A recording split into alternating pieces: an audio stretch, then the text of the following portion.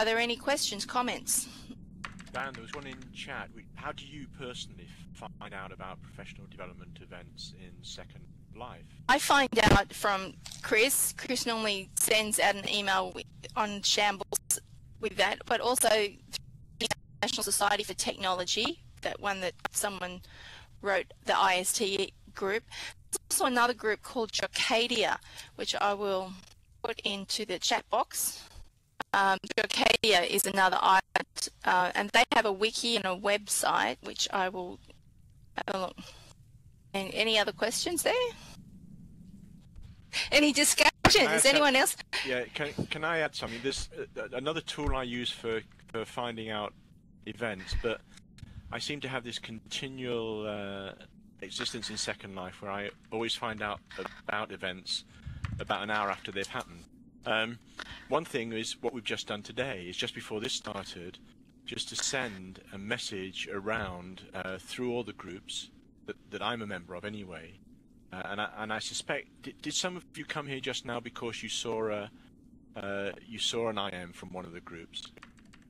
And I think that's quite good, a good way of doing it. And I think people are so busy that you need to be quite instantaneous like that. You might think, well, it's last minute and spoon feeding, but it's not. It's live. Twitter is another way I use. And let me tell you of a cool thing, if I can, Diane. Yeah, sure. If you click on me, and I'm the guy sat in the chair on the sofa next to Diane.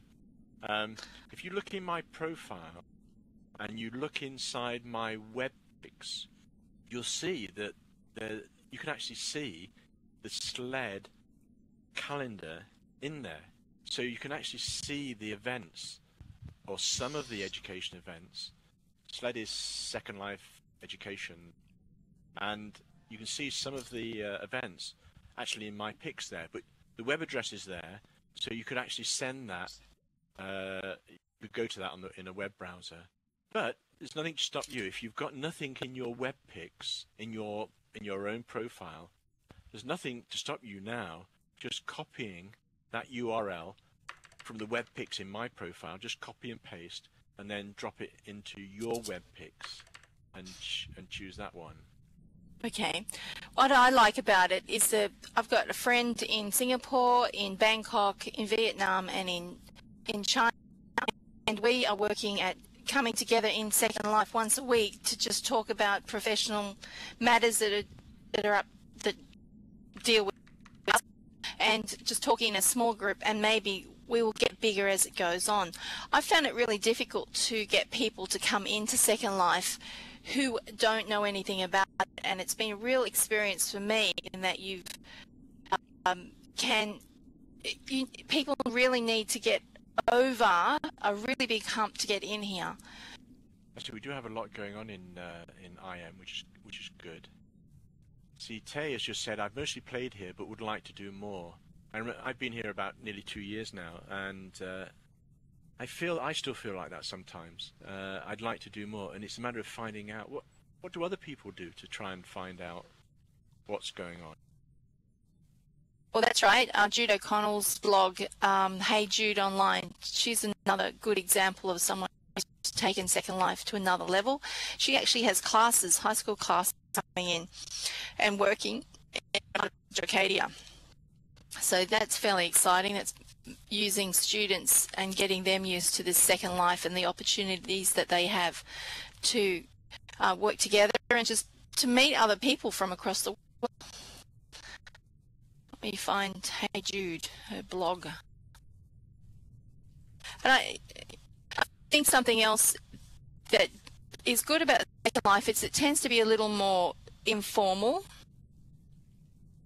That's right, you are supposed to bring kids in, but there are ways around that in that you can lock them into a particular island part. But there's also Teen Grid where schools can buy a whole island, and they have to buy a whole island, and the staff all come in and teach in Second Life. Part of the experience in Second Life is if you're doing a unit just on Egypt, the students can actually go through the motions of building their own pyramids and dressing like the Egyptians. There's a couple of sims where you roll being a Roman gladiator, which is interesting.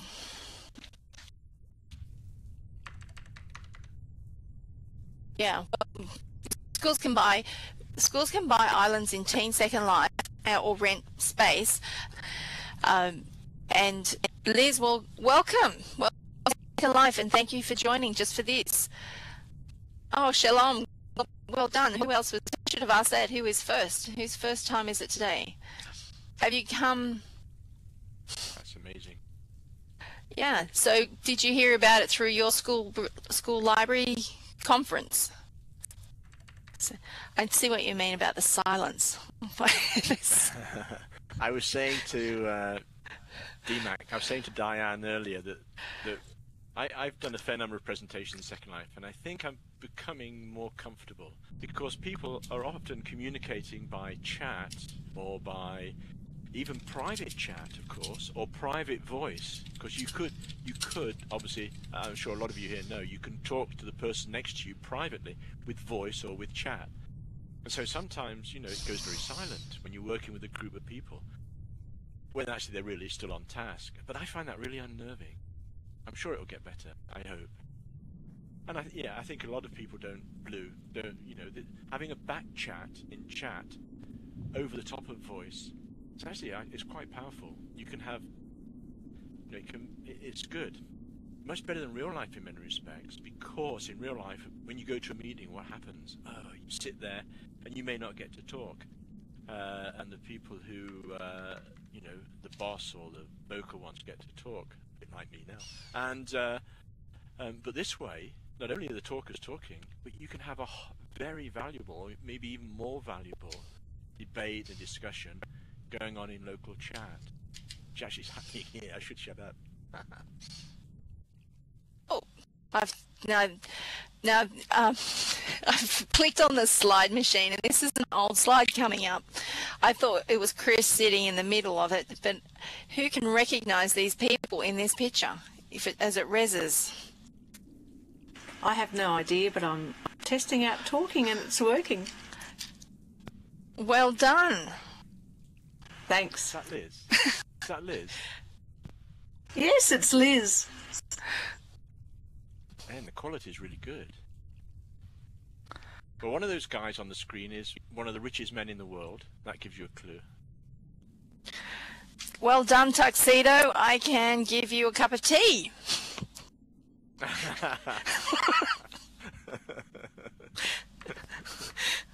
Anything else you'd like to ask?